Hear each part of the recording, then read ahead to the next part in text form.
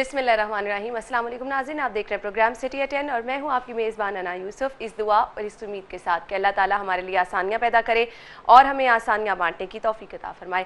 आज के प्रोग्राम का बाकायदा आगाज़ कर लेते हैं। आगाज़ में जो बात आज मैं शेयर करने वाली हूँ वो ये है कि जब ऑफिस से वापस जाते हैं तो जो मुख्तलिफ शाहराहों पर रश की सूरत हाल देखने में आ रही है, उससे बहुत ज़्यादा परेशानी हो रही है। परेशानी इस वजह से नहीं है कि आपको 10 मिनट या 15 मिनट ट्रैफिक में स्टक रहना पड़ता है। परेशानी इस चीज़ की है कि किस तरह से लोग घरों से बाहर निकल रहे हैं। आप मुख्तलिफ शाहराहों पर चले जाएं जिसमें Firozpur road, jail road, canal road और इसके साथ साथ दीगर शहर की अहम शाहराएँ शामिल हैं। वहाँ पर आपको रश के हालात इंतहाई अबतर नज़र आ रहे हैं। ट्रैफिक की सूरत हाल आप देख सकते हैं।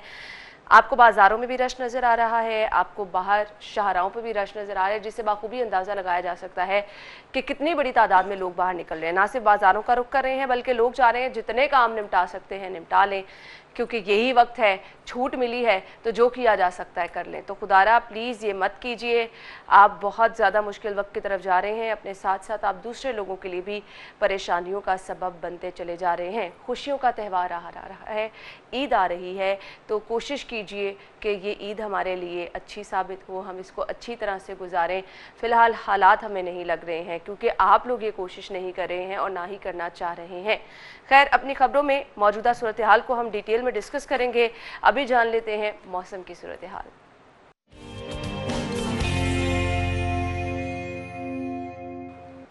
वेदर अपडेट्स क्या हैं? जुनेद ने हमें ज्वाइन किया। जुनेद, बताइएगा, गर्मी की शिद्दत में इजाफा होता चला जा रहा है। ये एंड वाले रोज़ों में मैं तो ये कहूँगी कि रोज़ेदारों का इम्तिहान लिया जा रहा है। तो बताइएगा, गर्मी की शिद्दत में क्या मज़ीद इजाफे के इम्कानात हैं? जी, लाहौर शहर के मौसम की अगर बात की जाए तो लाहौर शहर का मौसम जो है वो आज खुश्क रहेगा और दर्जा हरारत भी जो है आज पिछले दिनों की निस्बत जो है वो आज सबसे ज़्यादा रहेगा। और महकमे मौसमियात ने पेशन गोई की है कि आज दर्जा हरारत जो है वो 43 डिग्री सेंटीग्रेड तक जाने का इम्कान है, जिससे गर्मी की शिद्दत में जो है वह इजाफा होगा और आइंदा 2 रोज़ में भी जो है वह दर्जा हरारत 43 डिग्री सेंटीग्रेड तक ही जाने का इम्कान है। और महकमा मौसमियात के मुताबिक आज सुबह के वक्त जो दर्जा हरारत रिकॉर्ड किया गया वो भी पिछले दिनों की निस्बत जो है वो ज़्यादा रिकॉर्ड किया गया और पिछले दिनों जो है वो 22, 23 और 24 तक रिकॉर्ड किया गया। आज जो है सुबह कम से कम दर्जा हरारत जो है वो 25 डिग्री सेंटीग्रेड तक जो है वो रिकॉर्ड किया गया। अगर हवा में नमी के तनासब की बात की जाए, क्योंकि मौसम खुश्क है जिसकी वजह से सुबह के वक्त जो है दर्जा हरारत जो है वो 25 डिग्री सेंटीग्रेड रिकॉर्ड किया गया, जबकि हवा में नमी का तनासब जो है सुबह के वक्त 30% रिकॉर्ड किया गया और हवा में नमी का तनासब शाम के वक्त जो है वो 19% जो है वो रहने का इम्कान है। और महकमा मौसमियात का कहना है कि हल्की हवा तो चलती रहेगी लेकिन गर्मी की शिद्दत जो है वो महसूस की जा सकेगी और पारा जो है आज हाई रहेगा। पारा आज हाई रहेगा, गर्मी की शिद्दत भी महसूस की जाएगी। आने वाले दिनों में भी कहा जा रहा है कि इसी तरह से मौसम गर्म और खुश्क रहेगा। Junaid, thank you so much, weather updates आपने हमें बताई। अगले सेगमेंट की तरफ जाएंगे, माल का हाल।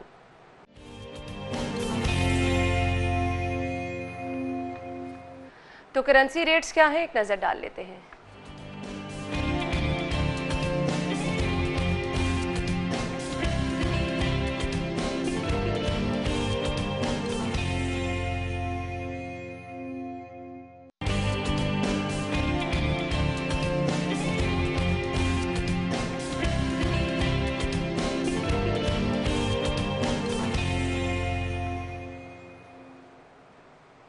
अब शामिल करेंगे टॉप स्टोरीज। आपको बताएंगे आज डेली सिटी 42 की लीड स्टोरी क्या है। कोरोना से खातून एमपी जाम बहक, शहर में 368 नए मरीज, मज़ारात भी खोलने का फैसला।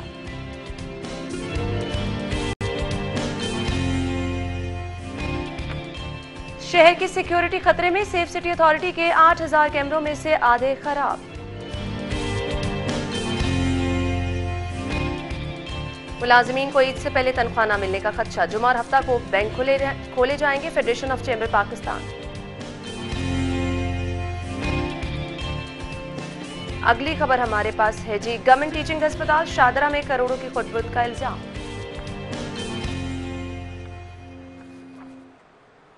टॉप स्टोरीज आपने जान ली, डिटेल में डिस्कस करेंगे। स्टूडियो में हमारे साथ हमारे सीनियर रिपोर्टर कज़ाफी भट्ट साहब मौजूद हैं। अस्सलाम वालेकुम भट्ट साहब। वालेकुम क्या हाल चाल है आपका? जी अल्लाह का शुक्र। कैसे गुजर रहे हैं रोजे भट्ट साहब? शुक्र अल्लाह पाक का। अब तो ऑलमोस्ट खत्म होने वाले हैं। गुजर के बिल्कुल ऐसे ही है, जाने का अफसोस है। बिल्कुल ऐसे ही है, क्योंकि हमने जिस तरह से रोज़ों की एक होता है ना कि खुशगवार यादें होती हैं, वो इस दफ़ा एक तो अनफॉर्चुनेटली देखने में नहीं आई हैं और टाइम बहुत जल्दी गुजर गया है। ऐसे लग रहा है कि ये एक महीना पूरा एक डेढ़ हफ्ते में से आपको बिल्कुल ऐसे ही है। और पता नहीं अगले साल नसीब हो ना हो रमज़ानुल मुबारक इबादत भी उस तरीके से नहीं कर सके, इस बात का भी एतराफ़ है कि जिस तरह करनी चाहिए थी वो नहीं कर सके।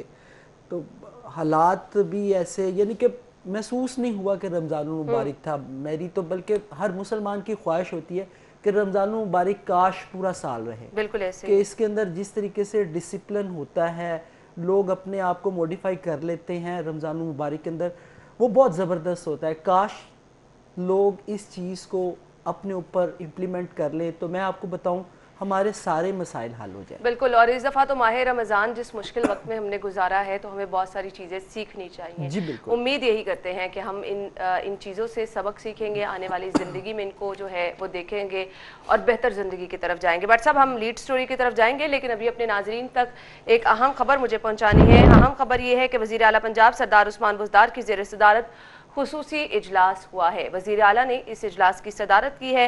खुसूसी इजलास हुआ है आइंदा माली साल 2020-21 के बजट और सालाना तरक्याती प्रोग्राम का जायज़ा लिया गया है। आपको ये बताते चलें कि जायज़ा इस इजलास में लिया गया है। कोरोना वबा के बायस इंतहाई गैर मामूली हालात का सामना है। आइंदा माली साल के बजट में तरजीहात को फोकस करना है। वज़ीर आला का ये कहना था सेहत और दीगर समाजी शोबों की अहमियत दी जाएगी। उस्मान बुज़दार के आइंदा माली साल में गैर ज़रूरी अखराजात में मज़ीद कमी की हिदायत। महकमों को सख्त फाइनेंशियल डिसिप्लिन की पॉलिसी पर कारबंद रहना होगा।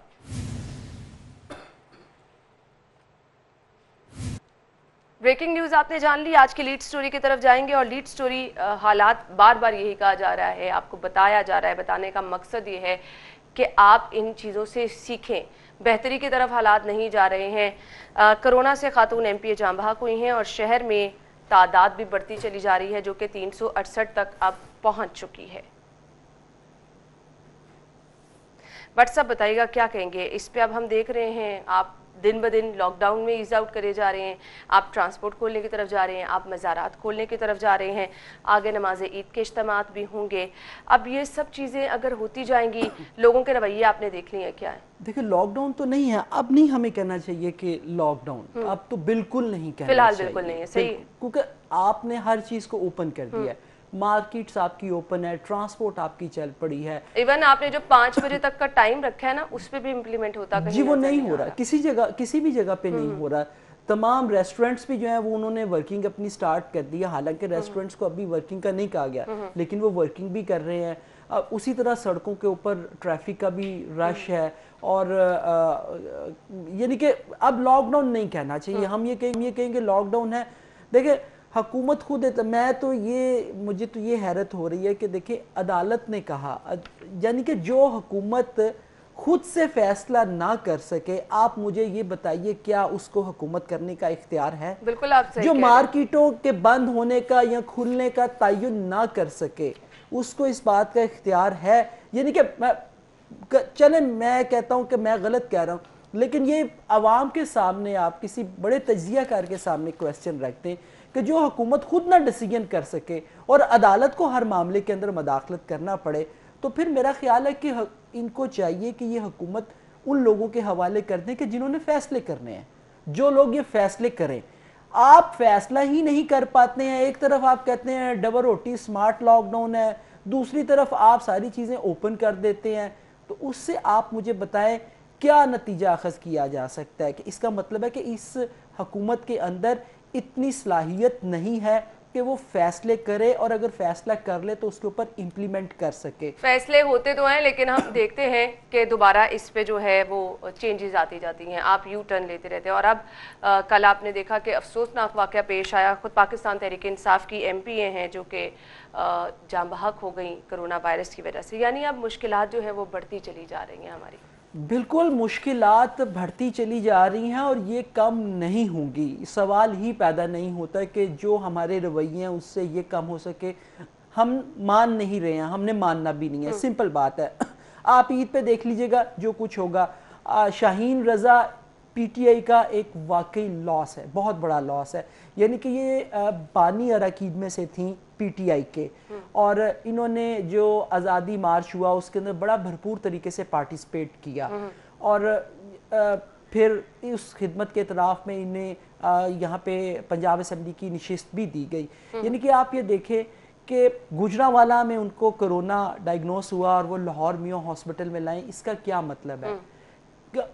लिखी तो अल्लाह पाक की तरफ से है, लेकिन इसका मतलब है कि आपके इंतजामात वैसे नहीं हैं। आप सिर्फ मौला जट और नूरी नत की तरह बढ़के मार सकते हैं, इसके अलावा आपके पास है ही कोई नहीं। ओए मौलिया तेनू छड्डांगा नहीं, नूरी नत अगे ये इनमें से एक नूरी नत है और एक मौला जट है। सिंपल आपको बता रहा हूँ कि इन्हें सिर्फ बढ़के मारनी है, उसके अलावा बढ़के मारने के अलावा इनके पास कोई चीज नहीं है। मीटिंगें कर लेंगे, मीटिंगें करने के बाद प्रेस रिलीज जारी कर देंगे, लेकिन ग्राउंड पर वो कुछ भी नहीं है। बिल्कुल ऐसे है। और फिर इन चीज़ों के साथ साथ जो प्लानिंग की जा रही है आगे ईद की तैयारियों को लेके, कुछ वो डिस्कस कर लेते हैं। मस्जिद और ईदगाहों में नमाज ईद एक से ज़ायद बार अदा की जा सकेगी, उलमा का फतला। दूसरी मरतबा नमाज ईद की अदायगी के लिए इमाम और मुक्तदी को तब्दील करना ज़रूरी होगा।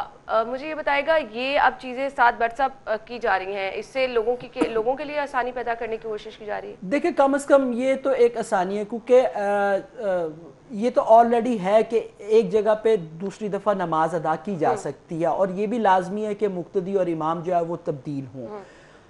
लोगों का ईद पे लोगों ने नमाज पढ़नी है, और जिस तरीके से रश होता है, मेरा ख्याल है कि इस तरीके से रश कम करने में मदद मिलेगी अगर लोग ये समझना कि अगर ये करना चाहें, क्योंकि लोगों ने फिर भी मानना नहीं है। अगर सब्र कर लें, अब यहाँ पे लोगों के सब्र का इम्तिहान है ना कि सुकून कर लें। अगर आप देख रहे हैं मस्जिद में रश है, तो आप जब दूसरी नमाज की अदायगी होगी आप तब उसका हिस्सा नहीं करेंगे। आप देख लीजिएगा, हम दिखाएंगे टीवी स्क्रीन के ऊपर कि नहीं होगा। ओ यार 6 बजे वाली ये फटाफट पढ़ लीजिए, ओ बस ऐसे बिछा लेंगे मुसल्ला, ऐसे ही पढ़ लेने, कुछ नहीं होता, पता नहीं अगली मिलेगा ना मिले।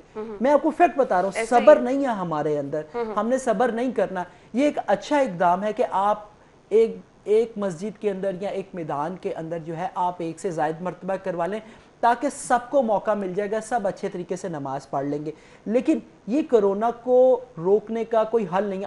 आप देखें, आपने मज़ार भी खोल दिए, बिल्कुल ऐसे ही है, आपने मज़ार भी खोल दिए, आप दाता दरबार खोल रहे हैं, मियां मीर खोल रहे हैं, आप पाक पतन वाला भी खोल रहे हैं, लेकिन जायरीन ने जाना ही जाना है। बिल्कुल आप वहाँ पे किस आप जितने मर्जी इंतजाम कर ले, पॉसिबल ही नहीं है कि आप जो है कहीं से सेफ होंगे, कोई रिस्क नहीं रहेगा। देखिए, उस जमीन के ऊपर आपने कदम रखना ही रखना है। बिल्कुल। आप कितनी सफाई कर लेंगे? बिल्कुल, कितनी सफाई कर आप नहीं कर सकते हैं। आप मज़ार खोलेंगे, आप देखिएगा, और कितना ज्यादा। मैं ये नहीं कहता हूँ कि नहीं खोलने चाहिए, लेकिन हालात का तकाजा है। बिल्कुल ऐसे ही है। अगर खाना काबा और मस्जिद नबवी के अंदर महदूद किया जा सकता है, तो हम तो फिर किसी जगह पे स्टैंड ही नहीं करते हैं। सही कहा आपने। हमारे पास इतनी बड़ी मिसालें मौजूद है, इसके बाद तो हमें फैसला साजी में मुश्किलात का सामना ही नहीं होना चाहिए। हमारे पास चीजें बहुत ज्यादा ऑब्वियस हैं।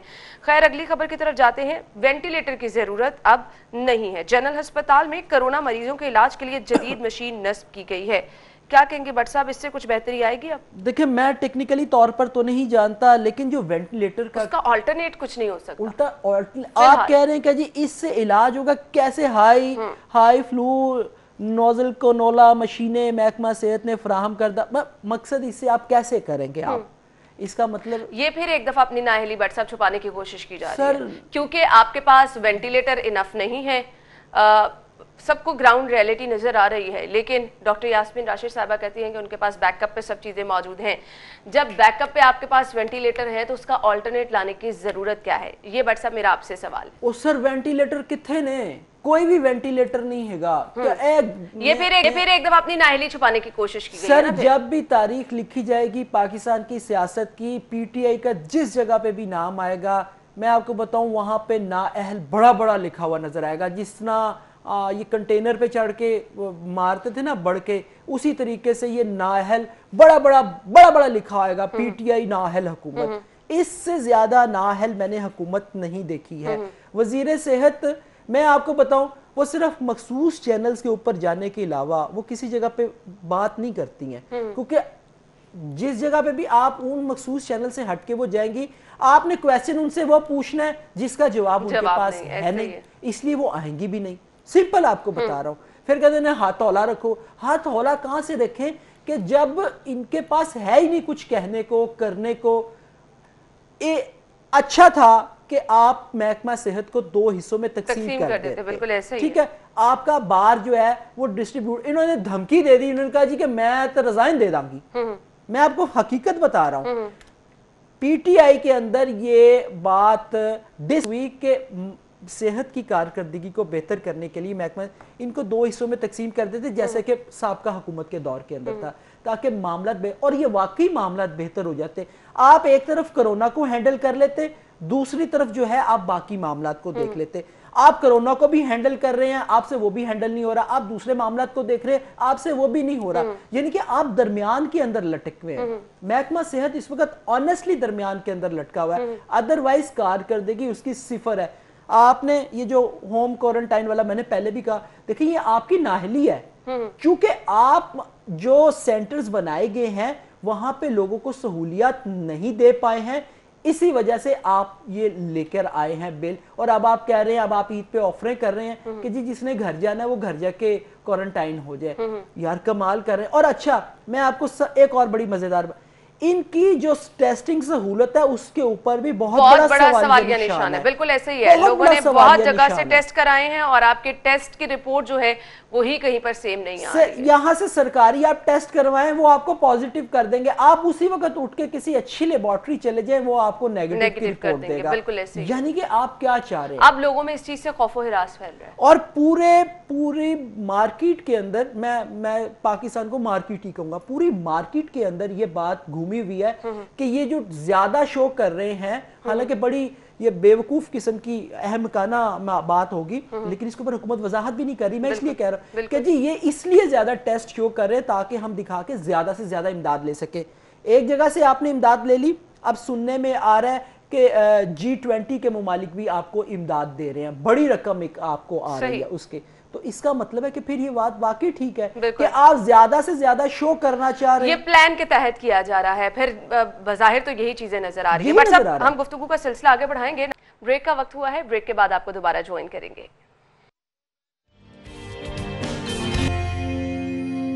ब्रेक के बाद आपको एक बार फिर से खुश आमदीद कहेंगे। और ब्रेक से पहले भट्ट साहब ने खासे अच्छे अंदाज में और डिटेल बता दिया है कि हम किस सूरत हाल से गुजर रहे हैं, लेकिन इसके बावजूद सीएम साहब हमेशा ही हमें पुरुम्मीद नजर आते हैं। हालात बेहतर नहीं भी होते हैं, वो उम्मीदें हमें दिलवाते नजर आते हैं। अब कह रहे हैं कि जी शहरियों की दरख्वास्तों पर कम से कम वक्त पर अमल दरामद होगा, यानी शहरियों को एक बार फिर से भट्ट साहब की अगर मैं लैंग्वेज यूज करूं जो वो मिसालें देते हैं, ट्रक की बत्ती के पीछे लगा दिया गया है। ऐसा ही है भट्ट साहब?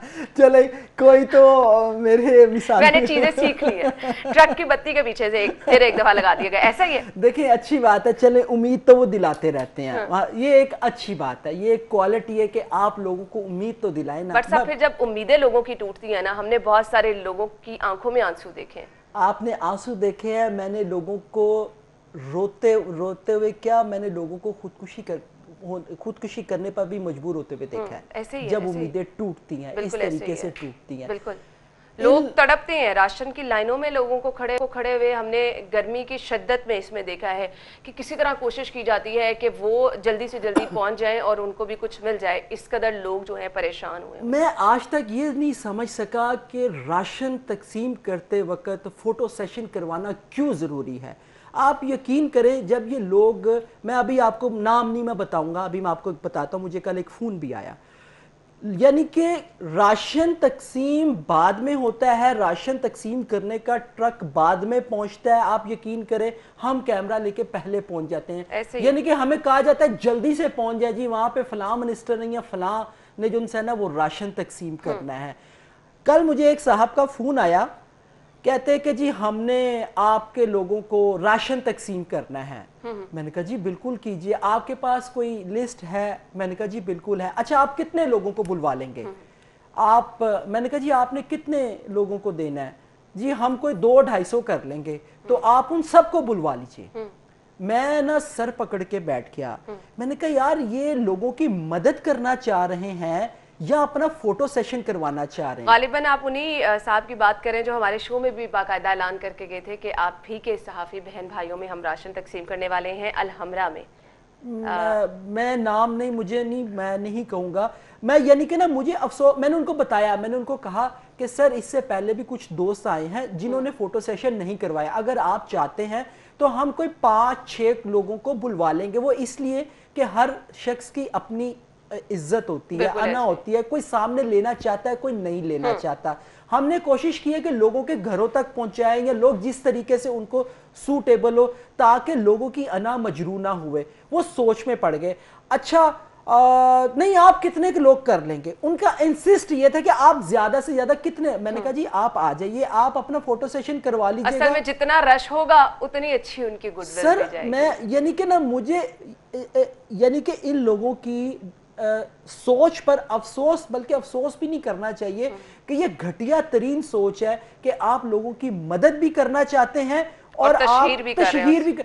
तशहीर अच्छी बात है ताकि लोगों को शय मिले, लोग नेक काम करें, लेकिन इस तरीके की तशहीर मैं आपको कहता हूँ तुफ है ऐसे लोगों के ऊपर। ये नेकी नहीं आप कर रहे हैं, ये आप अपनी नेकी को जो है वो कुएं के अंदर जाया कर रहे हैं और इससे अल्लाह पाक खुश नहीं होता।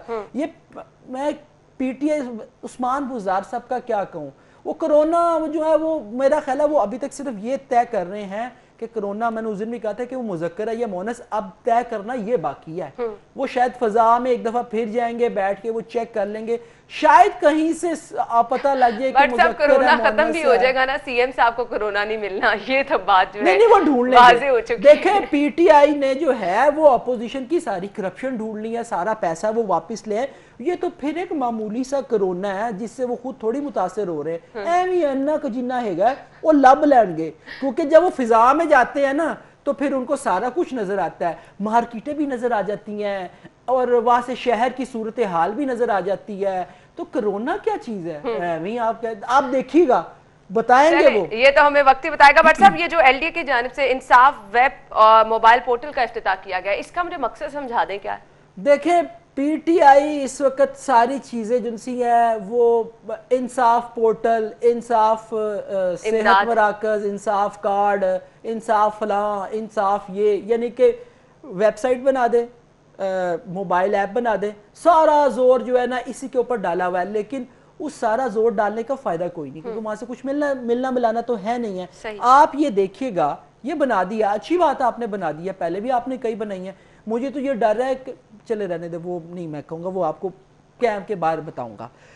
मुझे तो ये डर है कि ये इसके बाद ये ना कहें कि रोटी भी जो है वो इंसाफ पोर्टल के जरिए आपको मिलेगी। इंसाफ पोर्टल पे ऑर्डर करें, मोबाइल में से रोटी निकल के आ जाएगी। इंसाफ पोर्टल पे आप डालें, नौकरी भी निकल के आ जाएगी।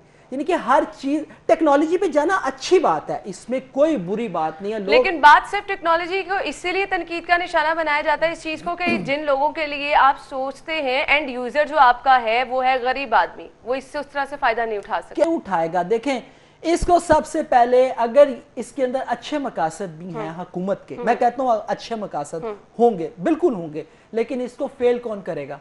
बिल्कुल इसको फेल एलडीए खुद करेगी। ऐसे ही है, जहां पर इसका इस्तेमाल ही नहीं होगा, जहां पर इससे फायदा नहीं उठा नहीं, अनाकता कलामी माफ। जी जी देखें एलडीए के अंदर जो मेगा करप्शन है वो कैसे होगी, लोगों की दिहाड़ियां कितों लगणगी हैं, ये भी आपने जबरदस्त पॉइंट जिस बंदे ने एप्लीकेशन, मोबाइल एप्लीकेशन के ऊपर या वेबसाइट के ऊपर जाके अपनी फर्द के लिए या अपनी किसी भी चीज के लिए अप्लाई कर दिया, तो आप मुझे बताएं अगर उसका काम उसके जरिए हो गया तो जो वो एलडीए प्लाजा इतना बड़ा पूरी जो लोग दिहाड़ियां ले रहे थे, दिहाड़ियां लेते वो कैसे लगेंगी? अगर आपके नक्शे ऐसे पास होने लग पड़े तो कैसे आप दिहाड़ियां लगेंगी? सर इसको ये खुद फ्लॉप करेंगे, बिल्कुल आप देखिएगा।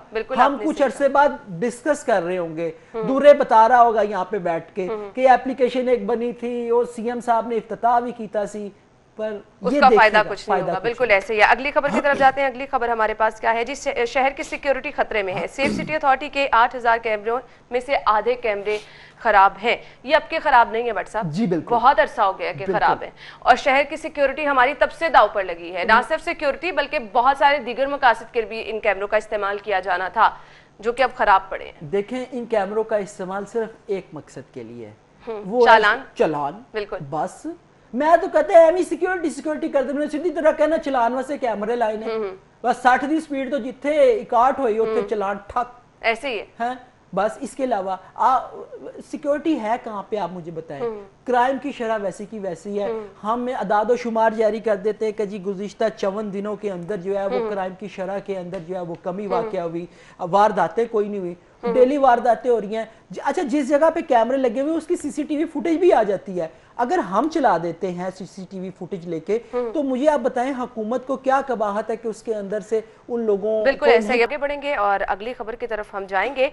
सेफ सिटी अथॉरिटी की जानिब से हम बात कर रहे थे कि 8000 कैमरे खराब हैं, 8000 हैं जिनमें से आधे कैमरे खराब पड़े हैं। अब शहर की सिक्योरिटी की बात की जा रही है। सिक्योरिटी के अलावा इन कैमरों का इस्तेमाल कहाँ किया जा रहा था वो तो भट्ट साहब ने बाखूबी बता दिया है। भट्ट साहब, सिक्योरिटी के लिहाज से इन कैमरों का कभी इस्तेमाल आपने देखा है कि बताया गया हो कि शहर की सूरत हाल ये है, जराइम में ये इजाफा हो रहा है और ये आपको पता चला है सेफ सिटी के कैमरों से? देखिए, जब ये शुरू में लगे थे तो उस वक्त जो है इसको थोड़ा सा इस मकसद के लिए जो है वो यूटिलाइज किया गया था, लेकिन उसके बाद तब कैमरे भी आपके सारे ठीक थे ना? जी जी बिल्कुल। उसके बाद आपने उनकी मेंटेनेंस के लिए कुछ नहीं किया, बस उनको लगा के बेयारो मददगार छोड़ दिया और वो बंद हो गए, आपको पता ही नहीं। बिल्कुल ऐसे ही है, ऐसे ही है। और दूसरे लफ्जों में कि मट्टी पाती, मट्टी पाओ जी, यानी कि इस हुकूमत ने कहा मट्टी पाओ जी। आप ये देखें, जिस कंपनी से लगवाए गए उसको बहुत भारी रकम दी गई और वो रकम इनकी जेबों में से नहीं गई, वो हमारी जेबों में से गई हुई है। आप शहर के मुख्तलिफ हिस्सों में चले जाए, मासवाए जो माल रोड है या जहाँ से इन लोगों ने गुजर के जाना, जो इनकी गुजरगाहें हैं, मेन शाहरा है, वहां पे आपको कैमरे जो है वो एक्टिव मिलेंगे। चूंकि गुजर के जाना है, कोई हादसा रूनुमा हो सकता है, कुछ भी हो सकता है, तो ओथे कैमरे ना तो ठीक होंगे। अदरवाइज आप जिस जगह पे मर्जी चले जाएं, वहां से सड़क तोड़ के जो है वो इंटरनेट की लाइन बिछाई गई बाकायदा, उसको यानी कि एक नुकसान नहीं किया, कई नुकसान किए। जो पोल लगाए गए वो वैसे के वैसे हैं। और मेरा तो ख्याल है कि और तब हमने ये भी शिकायतें सुनी थी कि जहां पर काम के लिए सड़क को उखाड़ा गया है उसको दोबारा से ठीक भी नहीं किया गया। एग्जैक्टली ये भी हमने शिकायतें सुनी। अच्छा, कैमरों के अलावा अगर आपको याद हो तो इन्होंने एक और भी सिस्टम जो है वो लेकर आए और वो लगाया गया कि जी हम अहम शाहराहों पर और अहम जगहों के ऊपर एक इमरजेंसी फोन बूथ लगा रहे हैं, बॉक्स लगाए गए। हम वो बॉक्स लगाएंगे, अगर किसी को कोई कंप्लेन है, कोई अगर कोई हादसा रूनुमा हो गया या कोई वारदात हो गया, तो आप उस बॉक्स के ऊपर खड़े। वो तो मेरे ख्याल से बुरी तरह मंसूबा इनका फ्लॉप हुआ है। लेकिन सर आपने उसके ऊपर एक रकम खर्ची ना, बिल्कुल ऐसे आपने रकम खर्ची, वो वर्किंग में ही नहीं आए, वो लगा के वर्किंग में ही नहीं आए, वो वर्किंग में ही नहीं आए। यानी कि आप इनसे इसकी संजीदगी का आलम लगा दें। अच्छा, इसके साथ एक और ले लें, आपने शहर की ट्रैफिक को दुरुस्त करने के लिए आपने स्पेशल लेन बनाई कि जी इस लेन के अंदर जो है वो लोग चलेंगे ताकि हादसा भी कम हो, उसके ऊपर इंप्लीमेंट हुआ। अब अगर गिनवाने पे आएंगे तो कितनी सारी चीजें, बहुत सारी चीजें हैं। बट साहब मुझे ब्रेक की तरफ जाना है। नाज़रीन, ब्रेक लेंगे और ब्रेक के बाद वो मुलाजिमीन जो कि इंतजार कर रहे थे कि वर्किंग डेज अब खत्म होने को हैं, उनको तनख्वाह मिलेगी या नहीं, उनकी मुश्किल आसान हो गई है, किस तरह से डिस्कस करेंगे after the break. Stay with us. Break के बाद खुशामदीद। अब ईद पे मुलाजमीन को तनख्वाहों का ना मिलने का जो है वो खदशा है, जिस पर जुम्मे और हफ्ते को बैंक खोले जाएं। फेडरेशन ऑफ पाकिस्तान चैम्बर्स की जानिब से ये कहा गया है। बट साहब क्या कहेंगे? बड़ी जल्दी ख्याल आ गया कि जी जुम्मे और हफ्ते को जो है वो खोले जाएं। भाई तनख्वाह देखें, आप अपना तो पूरा कर लेते हैं, मैं फिर भी क्रिटिसाइज करूंगा, यानी कि आपका अपना घर तो पूरा है, आपको अब याद आ गया कि जी जुम्मे और हफ्ते को जो वो बैंक, जबकि कल से हम देख रहे हैं ऑफिशियली छुट्टियां अनाउंस की गई हैं। छुट्टियां ना को खुदा का खौफ खाए। मेरा ख्याल है खोल देंगे, हुकूमत खोल ही देगी, स्टेट बैंक जो है वो कह देगा। देखें ये, और ये कर देना चाहिए कि देखें ईद पर अगर किसी को अगर सैलरी नहीं मिलती है तो आप मुझे बताएं वो क्या, उसका क्या और फिर इस मुश्किल वक्त में जब आगे आपको नहीं पता कि लॉकडाउन होता है नहीं होता, आपने घरों में देखिए हर घर के अंदर आना ये होता है कि यार ईद है, बच्चों अच्छा खाना भी बने, बच्चों को ईदी भी दे। असल ईद है बच्चों की, ऐसे ही है। जिनको ये ख्वाहिश होती है कि चाचू है, मामू है, बाबा है, अम्मा है, वो ईदी दे। असल ईद है उनकी। अगर आप उन्हीं को ना दे सके और अगर अब्बा की जेब में पैसे ना हो और वो ईद ना दे सके तो आप मुझे बताएं ऐसी ईद का क्या फायदा कि आप ईद पे खुशियां ही ना दे सके, क्योंकि ईद तो नाम ही खुशियों का है। बिल्कुल सही। तो मेरा ख्याल है कि इस पर स्टेट बैंक को जरूर करना चाहिए। सही बात हो रही है खुशियां देने की, तो ये ट्रांसपोर्ट चल पड़ी है। बट साहब मेरे ख्याल से लोग खुश हो जाएंगे। अना ये बड़ी जबरदस्त है। मैं हुकूमत इतनी अक्लमंद है, मैं तो परेशान हो गया हूँ कि कितनी अक्लमंद सब है। लोगों का फायदा सोचा। और सर देखे, मोटरवे तक जाएगा कोरोना, उसके बाद ना उसके पैर जलने लग पड़ेंगे। अच्छा, आपको पता है? नहीं, ये मुझे नहीं पता। हाँ हाँ, कोरोना ने अनाउंस किया कि अगर मैं मोटरवे पे जाऊंगा ना तो मेरे पैर जल जाएंगे, मैं इसके बाद नहीं जाना। क्योंकि मोटरवे के ऊपर एसओपीज है कि जी आप, हुकूमत ने जो एसओपीज की कि ट्रांसपोर्टर मोटरवे पे जो चलाएंगे उसके किराए में कमी नहीं होगी, जो फासले पे, डिस्टेंस पे बैठाया जाएगा। लेकिन जिस टाइम वही मुसाफिर जीटी रोड पर सफर करेगा, वो जनाब क्या कहते हैं, यानी वहां के लिए कोई एसओपी नहीं बनाया गया, कोई रूल्स नहीं बनाए गए। एग्जैक्टली, अच्छा। वहां पे 20% क्राइम की जो है वो कमी करके मुसाफिरों को साथ साथ बिठाया जाएगा। बट साहब, ये इतनी जबरदस्त प्लानिंग करता कौन है, मुझे ये बता दें। पीटीआई करती है। समझ से बाहर है कि आपकी प्लानिंग, वही ट्रांसपोर्टर्स हैं, वही बसें हैं, अगर वो मोटरवे पे जा रही हैं तो और तरह से उनको आप जो है ट्रीट किया जाएगा। मैंने वो सारी चीजें सुनी कि जी मोटरवे पे इस तरह करेंगे, जीटी रोड पे इस तरह करेंगे। क्या जीटी रोड पे लोगों को कोरोना नहीं लगेगा? आप साथ साथ मुसाफिरों को बिठाएंगे, 20% आपने कम कर। अच्छा, सबसे दिलचस्प बात यह है कि ये ट्रांसपोर्टर्स अभी भी जो है वो फायदे में, इन्होंने छोटी गाड़ियां अपनी चलाई हुई हैं। छोटी गाड़ियों के अंदर एक दो फैमिलीज जो होती हैं वो बेचारी बुक करवा लेती है जिन्होंने जाना है, फायदे में जा रहे हैं। लेकिन आप उनकी दुहाइयां सुने, उनके मसाइल सुने, तो फिर आपको पता चलता है किस तरह से वो रोते धोते नजर आ रहे हैं। नहीं चलता है, कपड़े पाड़ के सड़कते आ जाए। बिल्कुल सही कह रहे हैं बट साहब, मुझे लाइव इस टाइम जाना है कि मनाजिर आप मुलाहिजा कर रहे हैं। जी तो नाज़रीन, इस वक्त अगली खबर की तरफ मैं जाऊंगी, जो है स्टेट बैंक के बाहर नए करेंसी नोटों की ब्लैक में फरोख्त उरूज पर है। ये हमेशा होता है बट साहब, मेरे ख्याल से ये भी माफिया है जो कि कंट्रोल से हमेशा बाहर रहता है, क्योंकि हमने हसन बाहर मौजूद होकर हमें हमेशा वहीं से बीपर देते हैं और वहीं पर ये माफिया हमेशा से होता है। मुझे लगता है कि इसको कंट्रोल नहीं किया जा सकता।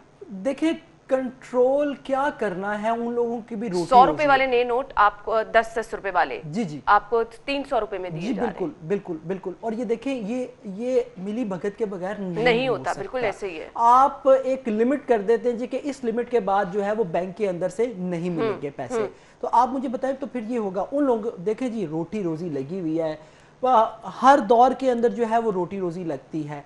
अब नून लीग की हुकूमत थी तब भी लोगों की रोटी रोजी थी, इनकी हुकूमत है तब भी इनकी रोटी रोजी है। देखिए, अब म्यूचुअल अंडरस्टैंडिंग है, चलने दें, खा पी रहे हैं, खाने दें, क्या करें। नहीं, ये मामला आप नहीं सॉल्व कर सकते हैं। हम बातें बड़ी बड़ी करेंगे ईमानदारी की और लोगों तक इमदाद पहुंचाने की, लेकिन अनफॉर्चुनेटली जो है ऐसा है नहीं।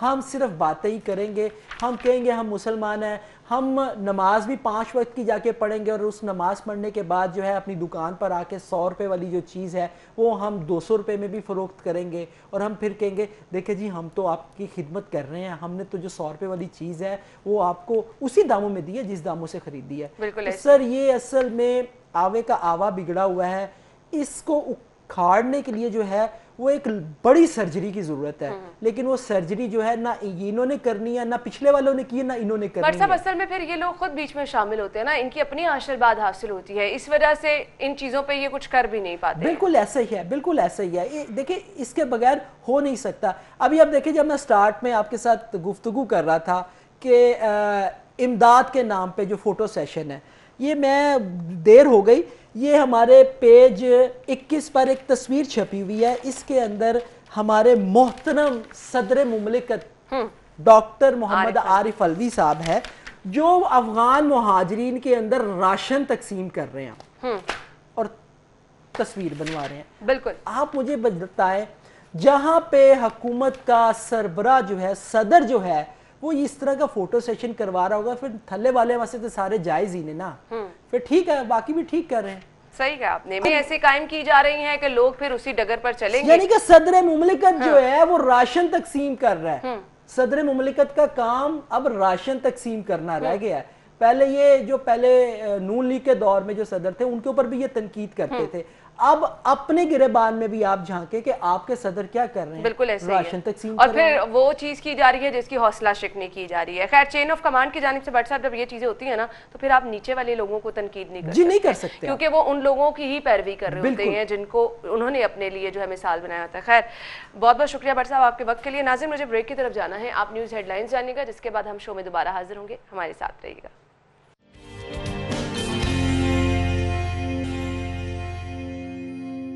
ब्रेक के बाद प्रोग्राम में आपको एक बार फिर से खुशामदीद कहेंगे। और नाज़रीन, अल्हम्दुलिल्लाह आज हमने 27वां रोज़ा रखा है, यानी ईद उल फितर की आमद है और खुशियाँ बांटने का ये त्यौहार है, खुशियों का त्यौहार है। लेकिन अनफॉर्चुनेटली हालात कुछ इस तरह से हैं कि बहुत बड़ी तादाद में लोग परेशान नज़र आ रहे हैं। और फिर मैसेज भी ये दिया जा रहा है, कहा भी ये जा रहा है कि आप ईद पर भी सिर्फ और सिर्फ अपने घरों तक महदूद रहें, जो कि लोग नहीं रहेंगे। फिर भी कुछ इस तरह के लोग भी हैं जो कि इन चीज़ों पर अभी भी अमल दरामद कर रहे हैं, फॉलो कर रहे हैं। लेकिन ईद को इस चीज़ से मंसूब किया जाता है कि ईद है अपने प्यारों के दरमियान खुशियां बांटने का नाम, उनके घरों में जाने का, मीठा बनाया जाता है, पकवान बनाए जाते हैं, एहतमाम किया जाता है। अब इस ईद पे हमने क्या करना है, अपने घरों में रहना है, वही जो हमने 2 माह लॉकडाउन के दौरान किया। यानी आप घरों में रहे, ऑब्वियसली आपने घर में अच्छे अच्छे खाने भी बनाए होंगे। अब जब आप ये सोचते हैं कि आपने घर में ही रहना है तो फिर बंदा कहता है कि यार मैं क्या तैयार हूँ, तो फिर आपकी अंदर की खुशी भी उस तरह से नहीं रहती। तो हम ईद पर खुश कैसे रह सकते हैं, खुशियां बांट कैसे सकते हैं? अगर कहीं नहीं जाना तो हम घर में रहकर कैसे खुशियां बांट सकते हैं? ये बहुत मुश्किल हो गया है। खुशियों के इस त्यौहार को हमने सादगी से मनाना है, लेकिन खुश भी रहना है। किस तरह से, इस पर हम आज बात करने वाले हैं। स्टूडियो में हमारे मेहमान मोटिवेशनल स्पीकर कासिम अली शाह साहब ने हमें ज्वाइन किया, उन्हें खुश आमदीद कहेंगे। अस्सलाम वालेकुम। वालेकुम सलाम। क्या हाल चाल है? बिल्कुल आपका? ठीक ठाक। मुझे बताइए कि कैसी ईद है कि हम सारों को खुद ही कह रहे हैं कि आपने घर में रहना है, घर से बाहर भी नहीं जाना है और खुशियों के इस त्यौहार को आपने खुशी से मनाना है, तो फिर लोग हम ही से कह रहे हैं कि ये कैसी खुशी है? अच्छा देखिए, हम सब क्यों ना मान जाएं कि ये जो सारा लॉकडाउन, ये क्राइसिस, ये दुनिया सारी इसको भुगत रही है, इसमें सिर्फ एक घर की बात नहीं है, चंद घरों की बात नहीं है, एक कम्युनिटी की बात नहीं है, पूरी की पूरी दुनिया इसको फेस कर रही है। और पाकिस्तान पे अल्लाह के बड़े करम और फजल हैं। आप देखिए कि वो तमाम के तमाम अंदाजे जो लगाए गए कोरोना के हवाले से, वो सब अंदाजे अभी तक खराब जा रहे हैं। और ये भी कहा गया कि गर्मी की शिद्दत होगी तो खत्म हो जाएगा। अल्लाह का कोई करम है हम पे कि हम बड़े हवालों से अभी भी महफूज हैं। वो ट्रेजेडी, वो नुकसान जो दुनिया ने देखे, और बड़े बड़े तरक्की याफ्ता ममालिक जिनके मेडिकल के, हॉस्पिटल्स के सिस्टम बड़े अच्छे थे, उन सब के सब ममालिक के सिस्टम भी कोलैप्स कर गए। पाकिस्तान जो कि सिर्फ एहतियात कर सकता था, हमारी पूरी कौम एहतियात कुछ की गई, और इस वक्त बड़ा एक डिस्कशन ये है कि एहतियात नहीं हो रही है। बिल्कुल मेरा कहना ये है, जिंदगी बड़ी प्यारी चीज है। आपके सांस चल रहे हैं, आप घर में हैं, आपके बच्चे हैं, आपकी फैमिली है, आप महदूद हैं, खुदारा खुश भी रहें। खुशी का ताल्लुक कोई लाजिम नहीं है। मैं कहता हूँ ये बड़ी अच्छी एक, इस सारे के सारे लॉकडाउन को, इस ईद को, इस सारे टाइम को एक वर्कशॉप समझ लें। अच्छा, हमें ना मेरा ट्रेनिंग का शुभ है, पढ़ाने का, कोचिंग का। तो आप आज तो मैं काम करूं, किसी जमाने मैंने बहुत से सेशंस लिए, सही, गोरे के भी, मेडिटेशन सीखी, माइंड साइंसेस सीखी। मुझे याद है कि हमें एक टर्म होती थी सेल्फ कंट्रोल, वो सिखाया जाता था। भूखा कितना रह सकते हो, गुस्से पे कितना काबू पा सकते हो, किसी स्ट्रेस को कितनी देर ले सकते हो, खौफ पे काबू कैसे पा सकते हो, किसी भी सिचुएशन में रिएक्ट कैसे कर सकते हो। आप लर्न करते थे। बिल्कुल। अच्छा, अब हमें एक मजे की बात पता लगी उस सारी ट्रेनिंग्स और कोचिंग्स में कि खुशी ज़हनी हालत है, अशिया के साथ नहीं है। एक बड़ी अच्छी किसी ने वीडियो बनाई हुई थी कि स्पोर्ट्स कार में एक लड़का बैठा हुआ है और वो उदास सा स्पोर्ट्स कार को चला रहा है, ऊपर देखता है हेलीकॉप्टर गुजर रहा है। वो उस वक्त दिल में सोचता है, काश ये हेलीकॉप्टर मेरे पास हो तो मैं कितना खुश हूं। अच्छा। इसी कार के पास एक और पुरानी कार है, वो कार वाला देखता है, काश मेरे पास ये स्पोर्ट्स कार हो, मैं कितना खुश हूं। उसी के पास एक मोटरसाइकिल वाला है, वो खड़ा देखता है कि ये जो पुरानी कार है अगर मेरे पास हो मैं कितना खुश हूं। उसी के पास एक साइकिल वाला है, कहता है काश ये मोटरसाइकिल मेरे पास हो तो मैं कितना खुश हूं। पास ही एक पैदल भी चल रहा है, वो देखता है काश ये साइकिल मेरे पास हो मैं कितना खुश हूं। उस पैदल चलने वाले के पीछे एक और खड़ा है और वो अपाहज है, वो कह रहा है काश मेरी टांगे हो मैं कितना खुश हूं। चीजों को अचीव करने से खुशी नहीं होती। पहली बात, जिंदगी को कबूल करना सीख लें। आप अगर कबूल करेंगे, इस जिंदगी में बड़े अल्लाह के करम है। घर के, पंजाब में कहते हैं न्याणे गिने, बच्चे पूरे हैं, और बुजुर्ग हैं, फैमिली है, जो कुछ है शुक्र अदा करें। या बारी ताला तेरा करोड़ हा शुक्र है। यानी जो आपके पास है आप उस पे भी मुतमिन रहे, अल्लाह ताला का शुक्र अदा करें, तो उस पे भी आपको खुशी मिल सकती है। लाइफ की ना एक बड़ी ट्रेजेडी है, इंसान के पास जो चीज होती है ना उसके होने का एहसास नहीं होता। बिल्कुल आपने सही कहा। मुझे ना एक पुराना वाकया याद आता है, यानी मैंने इसको किताबों में टीन एज में पढ़ा। सुकरात का कहा जाता है, सुकरात बैठा था, पास तालाब था, तो एक उसका शागिर्द, उसने कहा कि उसने भी यही बात की कि जो चीज होती है उसके होने का एहसास नहीं होता। उसने कहा जी कैसे? उसने हाथ डाला, एक मछली पकड़ी, वो तड़प रही थी, तो वो तड़पती मछली को उसने गौर से उसको दिखाया, दिखाने के बाद वापस फेंका। उसने कहा जब ये पानी से जुदा हुई है ना, तब इसे पता लगा पानी क्या चीज होती है। बिल्कुल। आपका सांस उखड़ने लगता है तो पता लगता है सांस भी बड़ी कीमती चीज है। बिल्कुल सही कहा। गले में एक जर्रा खाने का फंस जाए, खांसी आए, उल्टियां करते हैं, निगलना मुश्किल हो जाता है, कितनी देर तक बुखलाहट खत्म नहीं होती, नाक आंखों से पानी नहीं रुकता, ऐसे ही। तब पता लगता है या बारी ताला तेरा ये निजाम कि खाना मैदे में जाता है और सांस फेफड़ों में जाता है कितना बड़ा है। बिल्कुल। आप ये याद रखिए, बीमारी में इंसान को सेहत की कदर आती है, सबको गवा के अपनों की कदर आती है, बुजुर्गों को कब्रों में डालते हैं, बाद में पता लगता है बेबे क्या चीज होती है, अब्बा क्या चीज होता है। सही है। औलाद आपकी छोटी होती है, आप उनकी कंपनी ज्वाइन नहीं करते, वो जवान होके आपकी पंजाब में कहते हैं नोए आती। मैं इसलिए वर्ड्स यूज करता हूँ लाहौर में बैठे कि हमारी जो लैंग्वेज है बेसिकली, ठीक है कि नहीं। आप बहू कहो होंगी कराची में होंगी साड़ियां नो होंदियां ने। सो कहीं ना कहीं वो जो नो है बहू है वो आती है, वो ले जाती है उस शहजादे को जिसको 25 साल आपने पाला होता है और उसको लेफ्ट राइट सिखाई होती है कि अब्बे दा गल मननी है बेबे दी गल मननी। सो एक बात समझें, जो जिंदगी है उसको कबूल करें। पहली बात, जो हालात है, इंसान के अंदर बला की खूबी है, सब इंसानों में, इंसान बदलने वाले हालात के मुताबिक खुद को बदल लेता है। ये दुनिया में किसी मखलूक में नहीं। सही। दुनिया में कोई ऐसी मखलूक नहीं है, यानी मखलूकात में इतनी फ्लेक्सिबिलिटी नहीं है, हम में अडॉप्टेबिलिटी है। आप ये देखें, आप सिटी 42 पे आ रही है नजर, आप वेल ट्रेन्ड एक एंकर है, आपके काबिल होने और काबिल एंकर होने में कोई शक ही नहीं कर सकता। चंद साल पहले ऐसे नहीं था। इसका मतलब है ये क्या माहौल और ट्रेनिंग चीज होती है जो आपको बदल के रख देती है। बिल्कुल ऐसे ही। मैं बड़ी मजे की बात, मैं गांव से मेरा ताल्लुक है, मैंने एक प्रॉपर शूटिंग पहनी हुई है इस वक्त। ये जो मैंने लिबास पहना है, मेरा एक मुझे लिबास एक शख्स ने सिखाया, वो मुझे बताता है पावर ड्रेस क्या होता है। वो बताता है जी डार्क कलर की टाई लगानी है, इस तरह का कोट पहनना है, इस तरह का नैपकिन लगाना है। मुझे पता ही नहीं था, मुझे तो खबर ही नहीं थी। बिल्कुल। ये चीजें हमने सीखी, ऐसे ही गर्मी में रहना सीखा।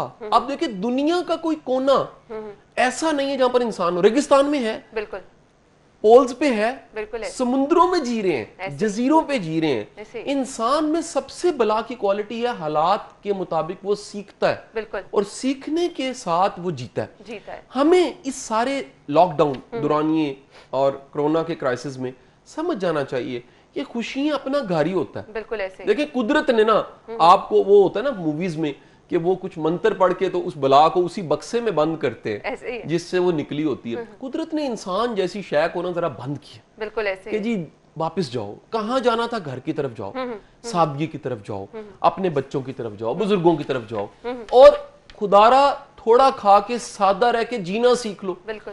अगर आपकी जिंदगी में इतनी ईदों में से, देखिए कब से आप सूरज के गिर्द चक्कर लगा रहे थे, कितना मुश्किल जुमला बोला, जमीन चक्कर लगा रही थी, आप ऊपर थे, मुझे 40 चक्कर हो गए, पता नहीं अल्लाह ने कितने चक्कर लिखे।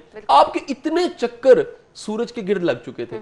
एक ऐसा चक्कर लगाना पड़ गया जिसमें लॉकडाउन है, एक ऐसा चक्कर जिसमें कोरोना है, एक ऐसा चक्कर जिसमें आप नहीं मिल सकते, एक ऐसा चक्कर लगाना पड़ गया जिसमें खुशियां मनाना शायद मुश्किल है।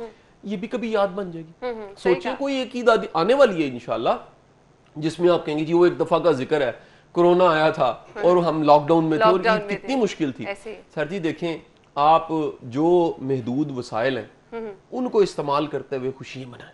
सही। आपके पास थोड़ा खाने को है, शुक्र करके हमने खुद डिसाइड करना है ना कि किस तरह से चीजें हमारे लिए खुशी का बायस बन सकती हैं। हम किसी की मदद करके भी खुशी हासिल कर सकते हैं। 100%। दुनिया में खुशियां ना मिलती ही बांट के। बिल्कुल ऐसे ही है। मैं ये कहता हूं कि जिसने किसी की ईद बनाने में मदद की है ना, असल में खुश वो होगा।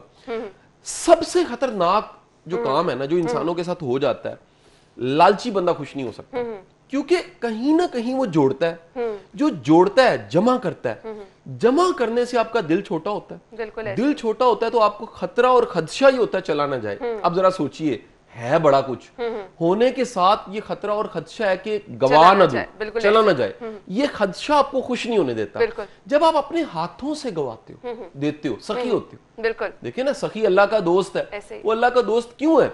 उसकी जो बेपरवाही है, लापरवाही नहीं कहूंगा, उसकी जो बेपरवाही है, उसके दिल में लालच नहीं है, उसके दिल में लालच ना होने की वजह से खुशी आ जाती है। मैं अक्सर कहता हूँ खुशी इतनी महंगी चीज जरूर है, ये किसी कंजूस के दिल में नहीं आ सकती। ये खुले दिल, सखी, बांटने वाला, आसानियां पैदा करने वाला।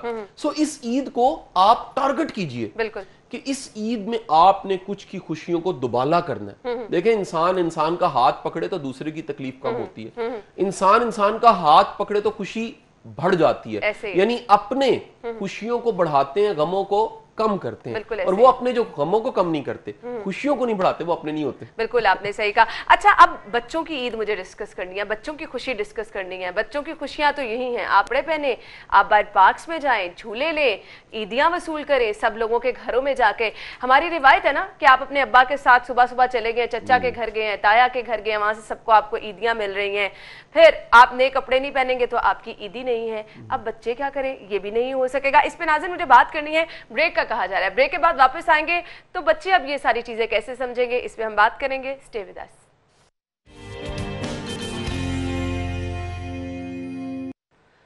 ब्रेक के बाद प्रोग्राम में आपको एक बार फिर से खुशामदीद कहेंगे। तो खुशियां कैसे बांटी जा सकती हैं, खुश कैसे रहा जा सकता है, हम ये डिस्कस कर रहे हैं। अब बच्चे क्या करें, बच्चों के लिए तो ईद हमने देखा कि यही है कि आप बाजारों में जा रहे हैं, चांद रात पे शॉपिंग कर रहे हैं, जब तक चूड़ियां नहीं खरीद रहे, मेहंदी बैठ के नहीं लगवा रहे, तो बच्चों की ईद नहीं होती है। सारी सारी रात बच्चे जागते हैं, घरों में मेहंदियां लगा रहे होते हैं। अब बच्चों को कौन समझाए? देखें, हमें खुद समझना है, बच्चों को भी समझा लेंगे। खुद ये समझना है जिंदगी बड़ी कीमती चीज है, और मतलब है कि ये देखिए ना, इस तरह की बातें होती, शायद कोरोना नहीं है। अच्छा, मैं कहता हूँ फर्ज करें है, फिर क्या होगा अगर वाकई मान लें, मतलब वैसे तो मानना ही चाहिए, नहीं लोगों को ये पता है कि कोरोना नहीं है, जो हालात हम बाजारों में देख रहे हैं। आप ये देखें कि एक जिंदगी कितनी कीमती है। आप अगर ये सारी प्रिकॉशंस को फॉलो नहीं करते, कितना नुकसान हो सकता है, आपके बच्चे कितनी। मैं यहाँ पर एक बात की एडिशन करता जाऊँ, हमारी कई स्कूल एसोसिएशंस इस तरह की बातें कर रहे हैं कि जी ये खोल दे स्कूल। मैं हाथ जोड़ के रिक्वेस्ट करता हूँ, बच्चों की जिंदगी बड़ी कीमती है, खुदा के लिए आप सिर्फ अपनी फीस और एक निज़ाम के लिए बच्चों की जानों को दाव पे नहीं लगा सकते। आपको मानना पड़ेगा कि ये क्राइसिस अगर खुदा न खास्ता अगर पूरे पाकिस्तान के एक स्कूल के एक बच्चे को भी होता है, ये बहुत बड़ा लॉस होगा, हम अफोर्ड नहीं कर सकेंगे। हमें थोड़ा सा इसको थोड़ा सा तहम्मुल के साथ बड़ों को, बच्चों को, सबको सोचना है कि ये एक क्राइसिस है जो कि इंशाल्लाह किसी वक्त में खत्म होना है। अल्लाह ने चाहा चंद माह में ये मैनेज हो जाएंगी, और ये तब भी मैनेज होंगी जब हम सब्र का मुजाहिरा करेंगे ना, महदूद हो जाएंगे। बिल्कुल। तो इसलिए मेरी सबसे रिक्वेस्ट है कि प्लीज इसको अना का मसला ना बनाएं, इसको ये जुल्म ना करें कि आप कहें कि जी ये स्कूल चल के रहेंगे। मैं आपको एक बड़ी पक्की बात बता दूं, चंद दिन में ये मार्केट्स वाले सारे कहते थे, ताजरान, हम प्रिकॉशंस को फॉलो करेंगे, हम हदायत को फॉलो करेंगे, एक फॉलो नहीं की गई। वो हम हर रोज दिखा रहे हैं कि आप देखिए, आपके मिनिस्टर्स कहते रहे, हमारा मतलब सनत और तजारत का मिनिस्टर रिक्वेस्ट करता रहा, ओ खुदा के लिए यार, ये आप कितना बड़ा जुल्म कर रहे हैं। और खुद मार्केट में जाके वो विजिट भी कर रहे हैं कि कितने एसओपी से अमल दरामद हो रहा है। अगर ये फॉलो नहीं करते, ये आप ताजरों की बात कर रहे हैं, अगर ये क्राइसिस अल्लाह ना करे, आप स्कूल वाले कह रहे हैं हम फॉलो कर लेंगे, सर नहीं कर सकते फॉलो, नहीं हो सकता। ये आसान नहीं है, हमें मानना पड़ेगा। हम लाख क्रिटिसाइज कर लें कि ये मतलब माफियाज कहते हैं, क्या कुछ कहते हैं, ये आपका लाइफस्टाइल है जिसको आपने पूरा बदलना है। अल्लाह के बंदो अंडरस्टैंड करो, ये क्राइसिस है, इस क्राइसिस में आपको समझ के तहम्मुल से, सब्र से, और आप वो बात करो स्टेट से जो मनवाई जा सकती है। बिल्कुल ऐसे ही आप यानी कि ऐसी बातें करें जिससे जो मानी ना जा सके। सबसे पहले सेफ्टी है, सबसे पहले हेल्थ है, सबसे पहले जिंदगी है। और मैं जितने वालिदैन सुन रहे हैं, मैं उन सब की तरफ से एक बात कहूं, हमारे लिए हम कुछ नहीं है, बच्चे ज्यादा इंपॉर्टेंट। बिल्कुल सही कहा। यानी वालिदैन फना हो जाते हैं अपने बच्चों के लिए, बिल्कुल ऐसे। बच्चे सबसे इंपॉर्टेंट है। मैं आप सबसे ये भी गुजारिश करूंगा, देखें जिंदगी इंपॉर्टेंट है, कम पढ़ा लें, कम नंबर दिला लें, थोड़ा सा आप महफूज कर लें। मतलब मैं तो अगर बताऊं, मुझे नहीं पता अनसर्टेनिटी जिस तरह की चल रही है। मेरे बच्चों ने मुझसे पूछा, पापा क्या होगा स्कूल्स का? मैंने कहा पुत्र, अगर एक साल नहीं भी चलेंगे, एक साल अगर हम यानी किसी क्राइसिस की वजह से, भाई जंगें हो जाती हैं, बिल्कुल ऐसे ही मसले हो जाते हैं, बिल्कुल ऐसे। तो भाई अगर हम थोड़ा सा मोहतात चलेंगे, अल्लाह करम कर देगा। आगे अल्लाह हालात बेहतर करता है। मैं स्कूलों वालों से ये भी गुजारिश करूंगा, यहाँ पर मैं इसलिए ऐड कर रहा हूँ बात, ये बड़ी एक संजीदा आज की बात, बिल्कुल बिल्कुल ये भी कह दूं, ओ भाई जिस दिन ओपन होना है, इन्हीं वालिदैन इन्हीं बच्चों ने वापस आ जाना है। इन्होंने कोई मतलब चांद पे स्कूल नहीं खुले हुए, मुरीख पे नहीं खुले हुए, वहां जाके दाखिल, आप ही के पास आना है, तो थोड़ा सा तहम्मुल कर लो, थोड़ा सा सब्र कर लो। आप मतलब ये एसोसिएशन मीटिंग करती हैं, मैं बड़ी माफी के साथ कहूंगा, मुझे लगता नहीं है पढ़े लिखों की एसोसिएशन है। सही कहा, किस तरह की बातें करते हैं, इनकी अप्रोच क्या है, इनका आपस में लाइजोन नहीं है, इनकी अलाइनमेंट नहीं है, ये एक अलायंस नहीं बना पाते।